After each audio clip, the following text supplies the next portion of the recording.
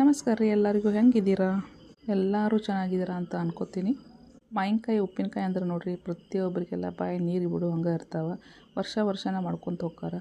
But ಈ ವರ್ಷದ ಸ್ವಲ್ಪ ಲೇಟ್ ಆಯ್ತು ನಂಗೆ ಹಾಕಕ್ಕೆ. ಉಪ್ಪಿನಕಾಯಿ ಹಾಕೋ ಟೈಮ್ದಾಗ ಹಾಕಿದ್ನಿ, ಬಟ್ ವಿಡಿಯೋ ಹಾಕಕ್ಕೆ ಲೇಟ್ ಆಯ್ತು.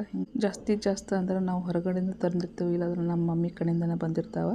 ಬಟ್ ಈ ಸಲ ಒಂದೆರಡು ಮಾವಿನಕಾಯಿ ಸಿಕ್ಕಿದ್ದು, ಅದ್ರದ್ದು ಹಾಕಿ ಒಂದು ರೆಸಿಪಿನೂ ಆಕೈತೆ ಅಂತೇಳಿ ಮಾವಿನಕಾಯಿ ಉಪ್ಪಿನಕಾಯಿ ಹಾಕಬೇಕಾಗಿತ್ತಂದ್ರೆ ನೋಡಿರಿ, ಒಂದು ಸ್ವಲ್ಪ ಹನಿ ನೀರು ಇವಾಗ ನಾನು ಮಾವಿನಕಾಯಿ ಸ್ವಚ್ಛ ತೊಳ್ಕೊಂಡು ಡ್ರೈ ಮಾಡಿಕೊಂಡು ಆಮೇಲೆ ಸಣ್ಣಂಗೆ ಈ ರೀತಿ ಕಟ್ ಮಾಡ್ಕೊಂಡು ನಮ್ಗೆ ಉಪ್ಪಿನಕಾಯಿ ಹೋಳು ಎಷ್ಟು ದೊಡ್ಡ ಸಣ್ಣ ಬೇಕಾಗಿತ್ತು ಆ ಟೈಪ್ ನಾವು ಕಟ್ ಮಾಡ್ಕೋಬೇಕು. ಆಮೇಲೆ ಕಟ್ ಮಾಡಿ ಆದ್ಬೇಕು ಎರಡು ಒಂದು ಇದ್ರೊಳಗೆ ಸೆಪ್ರೇಟ್ ಮಾಡ್ಕೊಂಡು ಉಪ್ಪು ಮತ್ತು ಅರಿಶಿನ ಪುಡಿ ಹಾಕಿ ಈ ರೀತಿ ಕಲಿಸಿಟ್ಟಿನಿ. ಒಂದು ಇಲ್ಲಾಂದ್ರೆ ಒಂದು 12 ತಾಸು ಇಡಬೇಕು. 12 ತಾಸು ಇಟ್ಟಿತ್ತಂದ್ರೆ ಆಮೇಲೆ ಅದಕ್ಕೆ ನೀರು ಬಸಿದೆಲ್ಲ ಇಟ್ಟಿತ್ತಂದ್ರೆ ಡ್ರೈ ಆಕ್ಕವ. ಅದ್ರ ಬಗ್ಗೆ ನಾವು ಮುಂದಿನ ಪ್ರೊಸೀಜರ್ ಚಾಲು ಮಾಡೋಣ. ಕಡಾಯಿ ಒಳಗೆ ಸಾಸಿವೆ ಸ್ವಲ್ಪ ಅದ್ರ ಮಾಯ್ಶ್ಚರ್ ಹೋಗಿಸ್ ತನಕ ಸ್ವಲ್ಪ ಫ್ರೈ ಮಾಡ್ಕೊಂಡೀನಿ. ಆಮೇಲೆ ಅದನ್ನ ಸೆಪ್ರೇಟ್ ತಗೊಂಡು ಇಟ್ಕೊಂಡು ನೆಕ್ಸ್ಟ್ ಒಂದು ಸ್ಪೂನ ಮೆಂತೆ ಈ ಕಡೆ ಸ್ವಲ್ಪ ಅದು ಮಾಯ್ಶ್ಚರ್ ಕಮ್ಮಿ ಆಗೋಸ್ ತನಕ ಸ್ವಲ್ಪ ಫ್ರೈ ಮಾಡ್ಕೊಂಡೀನಿ. ಆಮೇಲೆ ಒಂದು 2 ಸ್ಪೂನ್ ಜೀರಾ ಹಾಕ್ಕೊಂಡೀನಿ, ಯಾಕಂದ್ರೆ ನಮ್ಮದು ಮಾವಿನಕಾಯಿ ಕಡಿಮೆ ಇತ್ತು, ಹೀಗಾಗಿ ಸ್ವಲ್ಪನ ತೊಗೊಂಡೀನಿ. ಆಮೇಲೆ ಸಾಸಿವೆನೂ ನಾನು 2 ಸ್ಪೂನ್ ತೊಗೊಂಡೀನಿ.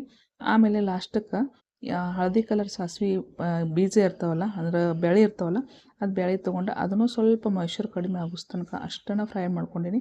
ಬೇಳೆ ಇರಲಿಲ್ಲ ಅಂದ್ರೆ ನಾವು ಸಾಸಿವೆ ತೊಗೊಂಡು ಅದನ್ನು ಬೇಳೆಗತ್ತೆ ನಾವು ಮಾಡ್ಕೊಂಡು ಹಾಕೋಬೋದು, ಇಲ್ಲಾಂದ್ರೆ ರೆಡಿಮೇಡ್ ಬೇಳೆ ಸಿಗ್ತಾವೆ ಅದನ್ನು ಯೂಸ್ ಮಾಡ್ಬೋದು. ಆಮೇಲೆ ನಾನು ಯಾವ್ಯಾವ ಎಲ್ಲ ಫ್ರೈ ಮಾಡ್ಕೊಂಡಿದ್ದೀನಲ್ಲ ಅದೆಲ್ಲ ಸೆಪ್ರೇಟಾಗಿ ಪೌಡ್ರ್ ಮಾಡಿ ಇಟ್ಕೊತೀನಿ ಮಿಕ್ಸಿ ಜಾರ್ನಾಗ. ಆಮೇಲೆ ಎಣ್ಣೆ ಕಾಯಕ್ಕೆ ಇಡಬೇಕು. ಎಣ್ಣೆ ನಾವು ನಾರ್ಮಲ್ ತೊಗೋಬೋದು, ಇಲ್ಲಾಂದ್ರೆ ಸಾಸಿವೆ ಎಣ್ಣೆ ಯೂಸ್ ಮಾಡಿದ್ರೂ ನಡಿತೈತಿ. ಅದ್ರೊಳಗೆ ಒಂದು ಸ್ವಲ್ಪ ಅರಿಶಿನ ಪುಡಿ, ಆಮೇಲೆ ಒಂದು ಸ್ಪೂನ ನಾನು ಈ ಕಡೆ ಖಾರ ತೊಗೊಂಡೀನಿ, ಹುಂಡುಗಾರನ ಯೂಸ್ ಮಾಡಬೇಕು.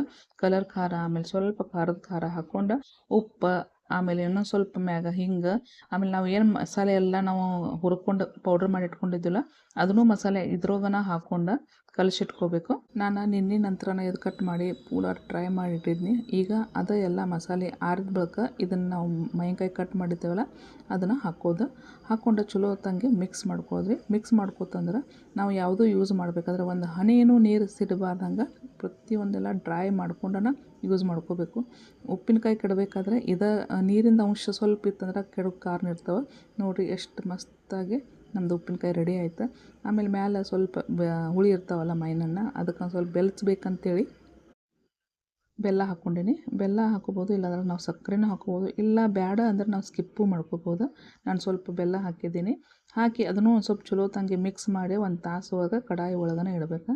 ಆಮೇಲೆ ಎಲ್ಲ ಸ್ವಲ್ಪ ಮೊರಾಸ್ತೈತಲ್ಲ, ಮೊರಾಶ್ ಆದ್ಬೇಕು ನಾವು ಬಾಟಲ್ದಾಗ ಹಾಕಿಟ್ರೆ ನಮ್ದು ಮಾವಿನಕಾಯಿ. ಇನ್ನೊಂದು ಡ್ರೈ ಬಾಟಲ್ದಾಗ ಹಾಕಿ ಇಟ್ಟಿತ್ತಂದ್ರೆ ವರ್ಷ ತನಕ ಏನೂ ಆಗೋದಿಲ್ಲ. ಉಪ್ಪಿನಕಾಯಿ ರೆಡಿ ಆಯ್ತು ನೋಡಿರಿ.